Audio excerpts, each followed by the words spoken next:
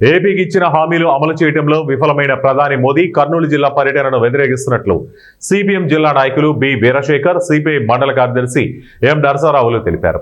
శనివారం దేవనకొండ మండల కేంద్రం నందు వామపక్ష పార్టీ ముఖ్య నాయకుల సమావేశం నిర్వహించారు.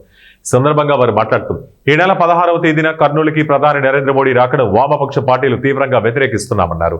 ఉమ్మడి ఆంధ్రప్రదేశ్ రాష్ట్ర విభజన నేపథ్యంలో అన్ని విధాలుగా రాష్ట్రం వెనకబడిందన్నారు.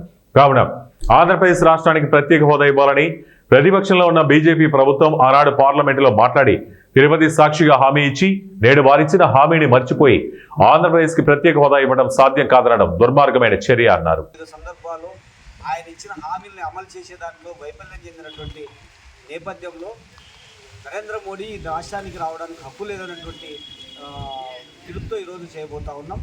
అనేక హామీలు ఇచ్చారు. రాష్ట్ర రాజధాని మొదలుకొని వెనుకబడిన ప్రాంతాల అభివృద్ధి, అనేక పరిశ్రమలు, అనేక విషయాల్లో కూడా వాగ్దానం ఇచ్చినటువంటి ప్రధాని రాష్ట్రానికి చేసింది మాత్రం శూన్యం.